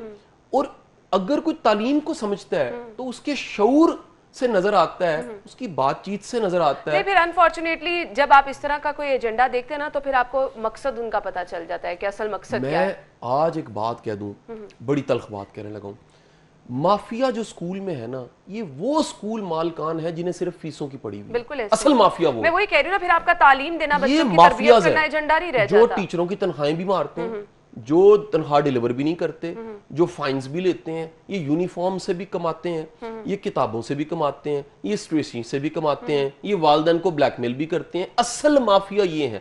प्रॉब्लम ये हुई है कि हमारी गवर्नमेंट ने इन सबको एक कर दिया, बिल्कुल ऐसे ही, यानी जर्नलाइज कर दिए सारे ही माफिया। ऐसा नहीं है, इसमें खुदा कसम बड़े वली लोग हैं जो ट्यूशनें पढ़ा के जिन्होंने इदारे बनाए हैं, और वो वाकई ही उनकी वजह से कितनी दुनिया को तालीम मिली है। मैं आपको एक ये भी बात कह दूं, आपके पूरे मुल्क में जितनी ब्यूरोक्रेसी है, एक का बच्चा गवर्नमेंट स्कूल में नहीं पढ़ता, एक जज का बच्चा गवर्नमेंट स्कूल नहीं पढ़ता, एक एंकर का बच्चा गवर्नमेंट स्कूल नहीं पढ़ता। तो हमें मानना पड़ेगा कि यार ये जाते तो प्राइवेट स्कूल ही हैं। अगर प्राइवेट स्कूल जाते हैं तो हमें जरा जो माफिया वाला वर्ड है उसको अलहदा कर देना चाहिए कि माफिया हर कोई नहीं है। अब रह गया, वापस आता हूं उस बात की तरफ जो आप कर रहे थे, बच्चे कैसे मनाएं? सर जी घर में मनाएं। मैं अपने तमाम सुनने वालों को कहूंगा, छोटे बच्चे हैं और उनको कंधों पे कभी सवार करें। मैं तो ना जब कभी बड़े बड़े अफसरों को पढ़ाते हुए मैंने पूछा है, बड़े लोगों ने एक्सपीरियंस ही नहीं किया होता बच्चे का पैम्पर चेंज करने से क्या स्वाद आता है अपने बच्चे का, उनको कंधे पे बिठाने से कितना मजा आता है, उनके साथ उनसे बातें करने से कितना मजा आता है, उनकी तोतली जुबान में उनके साथ खेलने से कितना मजा आता है। मेरी गाड़ी में सबसे कीमती चीज पता है क्या पड़ी है? पूछो क्या पड़ी? मेरी बेटी ने मुझे खत लिखा है, छोटी बेटी ने। वो खत जो लिखा हुआ है ना, उस पे आई लव यू पापा लिखा है, मेरे लिए अरब रुपए का वो खत। गाड़ी नहीं कीमती, कोई चीज नहीं कीमती, और मेरी फोटो भी काट के लगाई हुई है कि ये पापा है। मैं कहना चाहूंगा, छोटी छोटी खुशियां बड़ी खुशी होती हैं। ये जो हम खुशियां लाना चाहते हैं, इंपोर्ट करना चाहते हैं, नहीं हो सकता। और बच्चे जब अपने पेरेंट्स को देखते हैं ना, वो जिन हालात में खुश हैं, बच्चे भी खुश रहना शुरू हो जाते हैं। अब बच्चों को पता है ना, लॉकडाउन है, 2 महीने से बच्चे देख रहे हैं कि ये हालात चल रहे हैं, उन्होंने रहना सीख लिया उस चीज में। तो ये भी चीज ये शॉपिंगों से खुशी लाना चाहते हैं, आप बैग भर के लाएं, खुशी का बैग नहीं आएगा। बिल्कुल ऐसे जो है खुश हो, बच्चे हैं उनकी कंपनी को एंजॉय करें, जो वसाइल हैं खिलाएं पिलाएं। आप देखें, हम बड़ी खुशकिस्मत कौम है, अल्लाह की बड़ी नेमतें हमारे पास है। एक हमारा बड़ा सुनने वाला तबका ऐसा है जो टीवी को सुन रहा है, वो उनके घर में दाने हैं, ये भी बता दूं आपको मैं, और उनके मोबाइल में क्रेडिट हैं। अल्लाह के बंदो, इस जिंदगी को जो है इसको एंजॉय करो, मूवमेंट्स को एंजॉय करना सीखो। हम माजी को कोसते हैं, मुस्तकबिल के अंदेशे पालते हैं, प्रेजेंट मूवमेंट को एंजॉय नहीं करते। बिल्कुल ऐसे ही है। मुझे ये बताएं, हमने क्यों सिर्फ ईद की खुशी इस चीज को ही बना लिया है कि हमने शॉपिंग करनी है, नए कपड़े पहनने हैं, असल मकसद जो है उसको हम भूल चुके हुए हैं। देखो, ये एक बड़ा लंबा चौड़ा टॉपिक है, मैं प्रिसाइज करना चाहूंगा। हर वो बंदा जो अंदर से खोखला होता है, वो मटीरियलिस्टिक होता है। सही कहा आपने, यानी मादी चीजों में खुशी ढूंढता है। आप हर वो बंदा जो अंदर से भरा हुआ है, अंदर से रजा हुआ है, सबसे मजे का काम पता है क्या? आप कोई चीज अपने लिए खरीदो और उसका भी एसार करके बांट दो। सही। आपको इतना यकीन हो कि ये मैं लेकिन नहीं ऐसा है कोई नहीं, मैं आपको 100% श्योरिटी, मैंने कम से कम नहीं देखा है। मैं ये कहता हूं, अगर कोई है उसको सैल्यूट है। बिल्कुल ऐसा होना तो चाहिए, ऐसा हो। दीन यही है, यही दीन है। जिनका नाम आप कलमे में लेते हैं, जिन सब नामों को आप बड़े अदब एहतराम से पूरा साल मनाते हैं, वो सारे नाम जो काबिल एहतराम है और आप उनके लिए फना होने को तैयार है, जरा उनकी जिंदगियों को पढ़ लीजिए। वो जिंदगी एसार से भरी हुई जिंदगी है। एसार का मतलब ये है कि आप जो अपने लिए है उसमें दूसरों को शामिल कर लें। तो आप जब शामिल करते हैं, फिर आप ईमान की हलावत को चखते हैं। ईमान का जायका वो चख सकता है जो अपनी पसंदीदा चीज को निसार कर देता है अल्लाह के लिए। सही कहा। यार ये बंदे की जरूरत पूरी हो जाए, ये आसानी हो जाए। मैं हमेशा जिंदगी को बर्फ से तशबीह देता हूँ। ये पिघल रही है, ये कम हो रही है। इस बर्फ से अगर किसी का ग्लास और जग ठंडा हो जाए ना, जिंदगी ठिकाने लग गई। लेकिन ये पिघल तो जानी है ना, अगर ये खत्म ही हो गई और इससे किसी को नफा ना हुआ तो फिर कैसी जिंदगी? बिल्कुल सही कहा आपने। मुझे ये बताइएगा, हम बच्चों की अगर बात कर रहे हैं, बड़ों की बात कर रहे हैं, आदतें डेवलप करने की बात कर रहे हैं, खुशियां बांटने की बात कर रहे हैं, ये जो एक हमारी डबल स्टैंडर्ड पॉलिसी चल रही होती है ना कि 1 मिनट में हम खुश नजर आ रहे हैं, 1 मिनट में हम जो है वो किसी की बुराइयां करते नजर आ रहे हैं, ये रवैये हैं जिनकी हमें हौसला शिकनी करनी चाहिए, ये क्यों नहीं तब्दील हो पा रहे हैं? करने को काम नहीं है। अगर करने को काम हो, मैं दावे से कहता हूं, जो बंदा फोकस्ड है, जिसने अपनी एनर्जी, माइंड, हार्ट, बॉडी सब एक जगह लगाई है, जिसके कुछ टारगेट्स हैं, जिसने जिंदगी में को काम करना है, वो कहाँ गिबत करेगा? वो किसी को कितना बुरा कह सकता है? प्रॉब्लम तब होती है जब कोई अपनी जिंदगी की टॉप प्रायोरिटीज को नहीं जानता, तरजीहात को नहीं जानता, अज़ाइम उसके नहीं क्लियर, टारगेट्स नहीं क्लियर, लॉन्ग टर्म प्लान्स नहीं है। दूर की मंजिल का मुसाफिर छोटा झगड़ा नहीं करता। ये छोटे झगड़े करने वाले, ये फर्द हो या अकवाम हो, बड़े काम नहीं कर सकते। जिन्होंने दूर जाना होता है वो छोटा झगड़ा कैसे करेंगे? वो तो अपनी एनर्जी जाया कर बैठेंगे। तो मैं तो दुआगो भी हूं कि अल्लाह ताला हम सबको छोटे झगड़ों से बचाए, ऐसे झगड़ों से जो हमारी एनर्जीज को जाया करे। बिल्कुल ऐसे ही है। अब हम उस तबके की बात करेंगे जिसके लिए वाकई खुशी मनाना बहुत ज़्यादा मुश्किल है। इस मुश्किल वक्त में वाकई बहुत ज़्यादा मुश्किल है। बहुत सारे गरीब लोग हैं जो राशन अभी लेकर जो है वो अपना गुजर बसर कर रहे हैं। ईद खुशियों भरा त्यौहार है, वो ईद पर भी खुश हमें नहीं नज़र आएंगे। अब उनकी खुशी के बारे में ना तो मैं सोच रही हूँ, ना तो आप सोच रहे हैं, बहुत सारे लोग हैं, कोई भी नहीं सोच रहा। अब वो इस मुश्किल वक्त को किस तरह से गुजारें जब वो देख रहे हैं कि अपने सामने हर कोई जो है वो अपने कामों में मसरूफ़ नज़र आ रहा है, खा पी भी रहा है, ईद के त्यौहार को भी मना रहा है, लेकिन वो नहीं खुशियाँ मना सकते। अच्छा देखें, एक ऐसा तबका है सफ़ेद पोश जो किसी न किसी तरह मुंसलिक है हमसे। हमसे मुराद ये है कि जो सिस्टम्स चला रहे होते हैं, कोई आप एक थोड़ा सा खुशहाल है, सेल्फ डिपेंडेंट है, उसको प्रॉब्लम्स नहीं है, तो वो अपने घर के मुलाजमों का ख्याल कर सकता है। ये यहाँ तक बात बड़ी जरूरी है। और मैं समझता हूँ कि अगर ये भी काम हो जाता है कि आप अपने से मुंसलिक लोगों की, मसलन आज मेरी भी क्लोजिंग का डे है मेरे ऑफिस का, तो मैंने अपने अकाउंटेंट से, अपने मैनेजमेंट से कह दिया ये आज के दिन तक कोई ऐसा नहीं होना चाहिए जिसकी ईद खराब हो जाए। ये मेरे कंट्रोल में है, मैं यहां तक कर सकता हूं, जो मैं कर सकता हूं कम से कम मैं कर दूं। अच्छा, बाकी रह गया हमारे सुनने वाले। अगर हमारे सुनने वालों में भी कोई ऐसा है और उसकी थोड़ी सी काविश से, थोड़ी सी कोशिश से किसी की ईद बनती है, वो कोई आधी सैलरी दे, पूरी दे, बोनस दे, ना दे, कुछ आसानी करे, मेरा ख्याल है बड़ा नेकी का काम हो जाएगा। अब तबका एक वो है जो बेकारी है। मैं आपको एक बड़ी खतरनाक बात बताऊं, इन दिनों में बेकारियों की तादाद बढ़ गई है। बड़ी लोगों ने बेकारियों का प्रोफेशन भी अडॉप्ट कर लिया, खुददारियां खत्म की हैं और बेकारी बन गए हैं। होता क्या है कि आपको ना मांगते हुए पहली बार शर्म आती है, जब आप बार बार मांगने लग पड़ते हैं फिर आपकी शर्म और हया, खुददारी खत्म हो जाती है। सो कम से कम इसको हम जर्नलाइज नहीं कर सकते। एक तबके की बात जरूर कर रहा हूं मैं कि जो जुड़ा हुआ है, इदारों से जुड़ा हुआ है, किसी बड़े शख्स से जुड़ा हुआ है, किसी दफ्तर से जुड़ा हुआ है, किसी सीईओ से जुड़ा हुआ है, किसी भी घर से जुड़ा हुआ है, तो वो घर वालों की जिम्मेदारी है कि अपने घर के मुलाजिम, वो ड्राइवर है, वो चौकीदार है, वो आया है, वो टी बॉय है, कुछ है, कम से कम उसके लिए आसानी जरूर करते। बिल्कुल ऐसा ही है। अब मैं कुछ उन लोगों की बात करना चाहूँगी जिनकी ज़िंदगी में बहुत सारी महरूमियाँ हैं। बहुत सारे वालिदैन ऐसे हैं जिनके बच्चों ने उनको घरों से बाहर निकाल दिया, वो ओल्ड एज होम में। आज भी उसी तरह से हम हमेशा दिखाते हैं, एक रिपोर्ट बनाते हैं कि हर साल उनकी नज़रें दरवाज़ों पर होती हैं, आंखों में आंसू होते हैं। बहुत सारे बच्चे ऐसे हैं जो SOS विलेज में हैं, जिनके माँ बाप उनको छोड़ के चले गए हैं और वो बच्चे, उनको खुद नहीं पता कि ज़िंदगी का असल मकसद क्या है, उनके माँ बाप कहाँ पर हैं, उनके लिए फैमिली वही लोग हैं जिनके साथ वो रह रहे हैं। ये लोग भी तो हैं, इनको देख के हमें अल्लाह ताला का शुक्र अदा करना चाहिए। कोई शक नहीं है। देखिए, मैं तो ये कहूँगा कि खुश होने के लिए आप अपने से नीचे देखना शुरू करें। जब भी ऊपर देखेंगे तो हसरतें बढ़ेंगी। आप इस जिंदगी में सब कुछ पूरा नहीं कर सकते, ये याद रख लें। ये लाइफ जो है ना, ये लाइफ किसी को भी मुकम्मल नहीं मिली, क्योंकि ख्वाहिशें हैं, ख्वाहिशें पूरी नहीं होती। क्यों बुदा जंगल में भाग गया? क्योंकि बड़े बड़े जो पुराने बाबे थे वो जंगलों में भाग जाते थे। वो कहते थे कि हम असल में जब दुनिया में रहते हैं तो ख्वाहिशें होती हैं, जब हम ख्वाहिशों के चुंगल से निकलते हैं तो एक्सपेक्टेशंस कम हो जाती हैं और जिंदगी पुरसकून हो जाती है। तो एक ऐसी जिंदगी होनी चाहिए जिसमें आप भी राजी हो, आपका मालिक भी राजी हो। कहीं ऐसा ना हो कि आप ख्वाहिशों का इतना बड़ा जाल बुन लें और फिर उसमें ऐसा फंस जाएं तो आप तकलीफ का शिकार हैं, बड़ी अचीवमेंट्स के बाद भी अगर हंसरते ही हैं तो फिर खुशी कहाँ फिर से उसका आएगी? कोई फायदा नहीं है। मैसेज क्या देना चाहेंगे देखने वाले? मैसेज देखिए, ये एक मुनफरिद ईद है, मुख्तलिफ ईद है, चैलेंज वाली ईद है। इस ईद में खुदारा आप अपनी जिंदगी को कीमती समझिए। खैर का वक्त आ जाएगा, अच्छी ईदें आ जाएगी, अच्छा वक्त आ जाएगा। एक बात याद रखें, उम्मीद इंसान को खुशी देती है।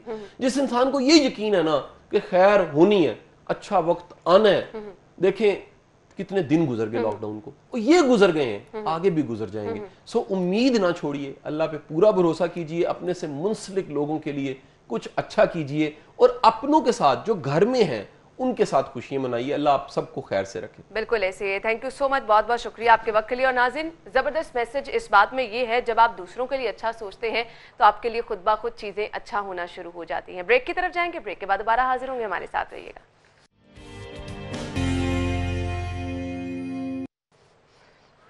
ब्रेक के बाद आपको एक बार फिर से खुश आमदीद कहेंगे। और नाज़रीन, हम ब्रेक से पहले बात कर रहे थे खुशियाँ कैसे बांटी जा सकती हैं, किस तरह किसी के लिए आसानियाँ पैदा की जा सकती हैं, असल खुशी है क्या, हम किस तरह से खुश रह सकते हैं। असल खुशी की तलाश हम सबको हमेशा से रहती है कि हम खुश रह सके। तो यही एक ज़िंदगी का मकसद होना चाहिए कि आप खुद भी खुश रहें, दूसरों को भी खुशियाँ जो हैं वो बांटें, तभी आपका वक्त जो है वो अच्छा गुजर सकता है। अभी हम आपको लिए चलेंगे जोहर टाउन, जहाँ पर इस वक्त मियाँ असलम इकबाल मीडिया से गुफ्तगू कर रहे हैं। जो टाइमिंग इशू है और जो इंतज़ामिया और पुलिस ने जो इस पे इम्प्लीमेंटेशन करवाई वो 5 बजे की, अगर इसके बाद भी अगर बाज़ार खुला तो मुझे ज़रूर बताइए। ठीक है, आप अब मैंने आपसे ये कोई इख्तलाफ राय तो इख्तियार रखता हूँ, इंशाल्लाह उसको चेक कर लेते हैं। अगर वो 5 बजे के बाद खुला तो इंतज़ामिया से पता कर लेते हैं। अच्छा मियाँ साहब, लाहौर में तो हम ये देखते हैं कि चले बुज़रा भी यहाँ होते हैं, विज़िट वगैरह कर लेते हैं। जो छोटे शहर हैं उसमें कोई ऐसी ड्यूटीज़ आपने लगाई हैं मुतलका जो हल्के का MPA है या DCO कमिश्नर्स वगैरह हैं कि जाएँ और चेक एंड बैलेंस करें? यहाँ तो एक्शन होता हुआ हमें नज़र आ जाता है लाहौर की हद तक। जो छोटे शहर हैं उसके हवाले से क्या लाएँ? देखिए, गुजारिश ये है कि अगर तो आप प्राइस कंट्रोल के हवाले से बात कर रहे हैं तो उस हवाले से हर डिस्ट्रिक्ट के अंदर प्राइस कंट्रोल कमेटियां बनी हैं, उनके मेंबर्स नोटिफाई किए हैं। वो अपने मुतलका PCM जिसे प्राइस कंट्रोल मजिस्ट्रेट बोलते हैं, उनके ज़रिए वो अपने अपने इलाकों के अंदर चेक कर रहे हैं। अगर वो चेक कर रहे हैं तो फिर ही जुर्माने हो रहे हैं, फिर ही FIR हो रही हैं, और फिर ही उसके मुताबिक जो है जो नहीं बाज आते फिर उनको इम्प्रिजनमेंट में भेजा जाता है। सो मैं ये समझता हूँ कि जो मुतलका ज़िली इंतज़ामिया है जितनी भी पंजाब के अंदर, वो अपनी अपनी जगह पर अच्छे अंदाज में काम कर रही हैं। और इस वजह से अगर आप हमारे फ़ाइन करने की रेशो को देखेंगे तो आपको पता चलेगा कि वो कोई हज़ारों में नहीं है, वो करोड़ों में। जोहर टाउन के मनाजिर आपने मुलाहिजा किए, जहाँ पर सूबाई वज़ीर मियाँ असलम इकबाल मीडिया से गुफ्तगू कर रहे थे और जो हालात शहर में चल रहे हैं उनके हवाले से उन्होंने बताया कि time to time check and balance भी रखा जा रहा है। फिर उन्होंने ये भी कहा कि अगर कोई मार्केट शाम 5 बजे के बाद खुलती है तो बताया जाए, उस पर कार्रवाई भी की जाएगी। खैर, बहुत सारी मार्केटें हैं जो खुलती भी हैं। अब इसका इल्म होना ना होना या फिर इससे खुद ही नज़रें चुराई जा रही हैं, ये तो यही लोग बेहतर तरीके से जानते हैं। अभी शहर की सूरत हाल, क्योंकि बाजार भी खुल गए हैं, ट्रांसपोर्ट भी खुल गई है, और फिर जहां बात की जा रही है कि हर जानिब SOP पर अमल दरामद किया जा रहा है। हकीकत आपको बताना बहुत ज़्यादा ज़रूरी है, क्योंकि आप वो लोग हैं जिन्होंने घरों में नहीं बैठना। आप लोगों ने भी घरों से बाहर निकलना है, किसी ने शॉपिंग करनी है, किसी ने अपने घरों को जाना है, ट्रांसपोर्ट का इस्तेमाल भी करना है। तो हालात हम क्या हैं जान लेते हैं। हमारे रिपोर्टर्स हमारे साथ होंगे। उस्मान अलीम इस वक्त मौजूद हैं लारी अड्डा पर, उनसे सूरत हाल जानेंगे। सादिया खान अनारकली बाजार में मौजूद हैं, उनसे भी जान लेंगे कि वहां की सूरत हाल क्या है। सादिया, सबसे पहले मैं आपकी तरफ रुख करना चाहूंगी। शॉपिंग शॉपिंग और शॉपिंग, यही हो रहा है जो मैं बाजारों के हालात देख रही हूँ। 5 बजे का वक्त दिया गया है और लोगों ने अपना माइंडसेट ये बना लिया है कि वक्त कम है, मुकाबला सख्त है, निकल जाओ और जो कुछ भी खरीद सकते हो वो खरीद लो। क्या हालात है अनारकली बाजार के?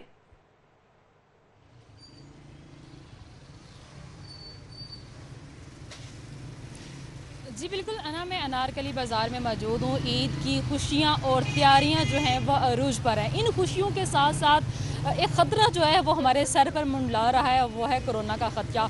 अगर हिफाजती इक़दाम आप नहीं करते और इसी तरह से आप हजूम का हिस्सा बनेंगे और हुकूमत की जानिब से दिए गए SOPs पर अब अमल दरामद नहीं करेंगे तो कोरोना जो है खुदा न खासा मज़ीद बढ़ सकता है। अभी आपने बात की है कि सब ये चाहते हैं कि निकल जाएं और ख़रीदारी कर लें। जी हाँ, एक माइंडसेट लोगों का बैठ चुका है कि जी ईद के मौके पर शॉपिंग मॉल्स, दुकानें और बाज़ार खोले गए हैं। खुदा न खासा ये ना हो कि ईद के बाद फिर जो है वो लॉकडाउन की सूरत हाल का सामना करना पड़े। ये भी लोगों के माइंड में है, जिसकी वजह से लोग आई थिंक सो ईद की शॉपिंग के साथ साथ सीजनल शॉपिंग भी कर रहे हैं और बाकी चीज़ें भी जो हैं वो ख़रीद रहे हैं, क्योंकि लोगों को लगता है कि जैसे वज़ीर आज़म इमरान खान की जानिब से कहा गया कि जून का पहला और दूसरा हफ्ता हो सकता है कि कोरोना के मरीज़ों की तादाद में इजाफा हो जाए, तो उसको मद्देनज़र लोग रखते हुए जो है मार्केट्स में निकल रहे हैं। लेकिन एहतियाती तदाबीर अपनाने के हवाले से अगर बात की जाए तो हमने ये देखा है कि रश में लोग बेखौफ व ख़तर शॉपिंग कर रहे हैं। ना तो किसी को कोरोना के हिफाजती इक़दाम के हवाले से कुछ इल्म है और ना ही लोग जो है इस पर अमल दरामद हो रहे हैं। छोटी मार्केटों की बात करें तो शॉपिंग मॉल में तो हमने देखा है कि कहीं ना कहीं SOPs जो है वो उन पर अमल दरामद करने की कोशिश की जा रही है, लेकिन छोटी मार्केटों में ना तो दुकानदार जो हैं इस चीज़ से इतने ज़्यादा आगाह नज़र आए हैं, ना ही ख़रीदार नज़र आए हैं। क्योंकि दुकानदार जो है वो समझते हैं कि जी मुख्तसर टाइम में जितने वो गाहक उनकी दुकान में आके ख़रीदारी कर सकते हैं उनको करनी चाहिए, क्योंकि यही सीज़न है और यही दिन है कि इसमें उन्होंने कारोबार करना है। सादिया, मैं आपकी तरफ भी आऊंगी। क्या हालात हैं अनारकली बाजार के, क्योंकि हम देख रहे हैं जिन बाजारों में रश है वहां ट्रैफिक के मसाइल भी बहुत ज्यादा हैं। अभी मैं उस्मान अलीम की जानिब रुख करना चाहूंगी। उस्मान, आप मौजूद हैं इस वक्त लारी अड्डा पर, बताइएगा ट्रांसपोर्टर्स जिनकी जानिब से बारहा मुतालबा ये किया जा रहा था कि दीगर एशिया में अगर ईज आउट किया गया है लॉकडाउन में तो ट्रांसपोर्ट भी खोली जाए, फिर उन्होंने ये भी इंश्योर कराया कि जो भी SOP बनाए जाएंगे उन पर अमल दरामद भी किया जाएगा, किरायों में कमी भी की जाएगी। यहाँ पर हालात क्या देख रहे हैं आप? जी बिल्कुल, हुकूमत की जानिब से मुज़ाकरात कामयाब होने के बाद आज लाहौर समेत पंजाब भर में ट्रांसपोर्ट का पहिया जो है वो चला दिया गया है, लेकिन जो SOPs वज़ा किए गए थे महकमा ट्रांसपोर्ट की जानिब से वो मुकम्मल तौर पर नज़रअंदाज होते हुए दिखाई दे रहे हैं। ना तो यहाँ पर समाजी फासले का ख्याल रखा जा रहा है और ना ही इसी तरह जो बसों में सवार होने वाले मुसाफिरीन हैं उनको चेक करने के लिए, बुखार चेक करने के लिए कोई थर्मल गन जो है वो मौजूद है, जबकि मास्क जो है वो चंद एक के चेहरे पर नज़र आते हैं और चंद एक के चेहरे से गायब दिखाई देते हैं। इसके साथ ही साथ ट्रांसपोर्टर्स का ये कहना है कि यहाँ पर गाड़ियाँ लगी हैं मगर 4-4 घंटे गाड़ियाँ लगाने के बावजूद जो सवारियाँ हैं वो नहीं आ रही और जो मुसाफिरीन हैं उनकी तादाद कम है, क्योंकि कोरोना के बायस या तो लोग पहले ही अपने घरों को आबाई इलाकों का रुख कर चुके हैं इससे कबल ही, या फिर इस हवाले से जो दीगर चीज़ें हैं मुतबादल ज़राए आमदोरफ्त उनको इस्तेमाल करते हुए अपने आबाई इलाकों को पहुँच गए हैं, जिसकी वजह से जो लारी अड्डे की असल रौनकें हैं वो बहाल नहीं हुई। यहाँ पर मुकम्मल ट्रांसपोर्ट चला दी गई है जिसमें बसें, वैगनें, कोस्टर जो हैं ये तमाम चीज़ें जो हैं वो मौजूद हैं, लारी अड्डों पर मौजूद हैं और ऑपरेशनल है, मगर इसके बावजूद मुसाफिरीन कम होने की वजह से एक जो गाड़ी है उसको भरने में 4-4 घंटे जो है वो भी लग रहे हैं, जिसका ट्रांसपोर्टर जो है वो शिकवा कर रहे हैं। जबकि दूसरी जानिब वफाक में भी हुकूमत जो है वो PTI की है और पंजाब हुकूमत PTI की है, इसके बावजूद जो महकमा ट्रांसपोर्ट की जानिब से SOPs बनाए गए हैं उनमें मुतजाद दिखाई देता है। जो GT रोड पर जाने वाली ट्रैफिक है उसमें 15% किराया कम लेकर जो है वो सवारियों को एक सीट छोड़ने की इजाज़त नहीं दी गई, साथ साथ जो है वो सीटों पर बैठ कर जा सकेंगे। क्या आया इस बात को नज़रअंदाज किया जा सकता है कि GT रोड पर कोई कोरोना मौजूद नहीं, जबकि दूसरी जानिब जो मोटरवे जो कि वफाक के अंडर आता है वहाँ पर जाने वाली तमाम तर ट्रैफिक पर जो किरायों की कमी है उसका इतलाक नहीं किया गया और वहाँ पर एक सीट छोड़कर एक मुसाफिर बिठाने के SOPs जो हैं वो वज़ा किए गए हैं। इन दोनों SOPs में तजाद है।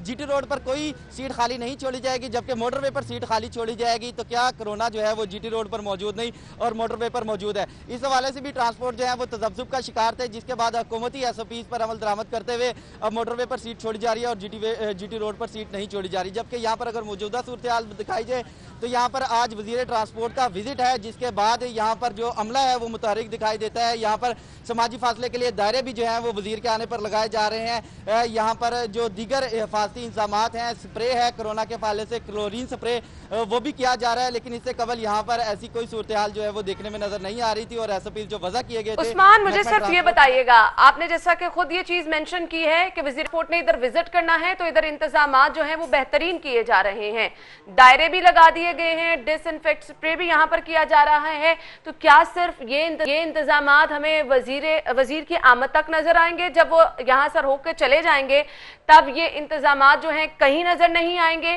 क्योंकि हम बाकी जगहों पर तो यही हालात देख रहे हैं, जहां कहीं पर हुकूमती मशीनरी नजर आती है हालात कुछ बेहतर नजर आते हैं। क्या इनके लिए ही इंतजामात किए जा रहे हैं कि इनको दिखा दिया जाए कि सब अच्छा है, या बाद में भी इंतजामात को इंश्योर किया जाएगा, या बाद में भी किसी की ड्यूटी लगाई गई है कि टाइम टू टाइम यहाँ पर मॉनिटरिंग की जाए, चेक एंड बैलेंस रखा जाए? क्योंकि अब तो मुसाफिर यहाँ पर आएंगे, तादाद बढ़ जाएगी, रिस्क बहुत ज्यादा हो जाएगा। जी बिल्कुल, मैं पिछले 2 रोज से मुसलसल यहाँ से जो है वो लाइव हिट कर रहा हूँ, लेकिन यहाँ पर जो इंतजामात हैं वो देखने में नज़र नहीं आ रहे थे। चूँकि आज सूबाई वजीर का यहाँ पर विजिट है, उसके बाद यहाँ पर इंतजामात जो हैं वो कदरे बेहतर जो है वो देखने में नज़र आ रहे हैं। यहाँ पर जो एडमिनिस्ट्रेटर लारी अड्डा है वो इन तमाम तर जो इंतजामात हैं उनको सुपरवाइज कर रहे हैं, और यही खदशा है कि ये वजीर की जो जाने के बाद यकीनन यहाँ पर इंतजामात उस तरीके से नज़र नहीं आएंगे जिस तरीके से अभी नज़र आ रहे हैं। वजीर ट्रांसपोर्ट जो है, इससे कबल ट्रांसपोर्टर के मसाइल जो है वो चलते रहे, लेकिन वजीर ट्रांसपोर्ट हमें कहीं नजर नहीं आए, और जो वजीर है, मुख्तलिफ वजीर हैं, वो अपनी जो वजारत है उसमें मुदाखलत पर शिकायत जो है वो करते हैं। आपसे ये करना है कि जो भी SOP बनाए गए हैं, जो कोई भी इन्होंने असूल वज़ा किए हैं, अगर उन पर अमल दरामद नहीं किया जाता तो क्या कोई सजाएं, क्या कोई जुर्माने भी रखे गए हैं? क्योंकि ऐसा पॉसिबल नहीं है कि तमाम ही लोग जो है SOP पर अमल दरामद करें, क्योंकि हमने तो अभी बाजारों में जो मिसालें देखी हैं कहीं पर SOP पर अमल दरामद नहीं हो रहा। तो इन केस अगर अमल दरामद नहीं होता तो क्या कोई जुर्माना किया जाएगा? जी बिल्कुल, इस हवाले से कोई भी अहकाम जो है उनको वजह नहीं किया गया और जुर्मानों का नहीं कहा गया। अलबत्ता जो मुख्तलिफ ज़िले अफसरान हैं, जिसमें एडमिनिस्ट्रेटर लारी अड्डा और इस समय जो दीगर असिस्टेंट कमिश्नर्स हैं, उनकी ये ड्यूटियां लगाई गई हैं कि लारी अड्डों पर वक्तन फ़वक्तन जो है वो SOPs को चेक किया जाए, और जहाँ कहीं पे इम्प्लीमेंटेशन नहीं हो रही वहाँ पे इम्प्लीमेंटेशन को यकीनी बनाया जाए। लेकिन फ़ाइन करने के हवाले से ताहाल कोई भी SOPs या इस हवाले से किसी की तफसीलात जो है वो सामने नहीं आई। जी सही, ठीक है उस्मान, आपका बहुत शुक्रिया, आप हमारे साथ मौजूद थे और बता रहे थे कि लारी अड्डों पर सूरत हाल क्या है। अभी तो वज़ीर ट्रांसपोर्ट ने विजिट करना है तो वहाँ पर इंतजामात मुकम्मल कर लिए गए हैं, लेकिन ये इंतजामात सिर्फ यहाँ तक नहीं रहेंगे, इसका फॉलोअप होना बहुत ज़्यादा ज़रूरी है, मॉनिटरिंग इसकी होना बहुत ज़्यादा ज़रूरी है, क्योंकि अगर यहाँ पर अब मुसाफिर आएंगे, ज़्यादा रश होगा तो यहाँ पर रिस्क जो है वो बहुत ज़्यादा बढ़ जाएगा। अब मैं यहाँ पर रिक्वेस्ट एक आप लोगों से करना चाहूँगी, ऑब्वियसली ईद आपने मनाने के लिए अपने घरों को जाना है, लेकिन बहुत ज़रूरी ये चीज़ है कि आप खुद अपना ख्याल रखें, और अपना ख्याल रखने के साथ साथ आप दूसरों का ख्याल भी रख सकते हैं। जी तो नाज़रीन, ब्रेक का वक्त हुआ है, ब्रेक के बाद हम वापस आएंगे, आप हमारे साथ रहिएगा।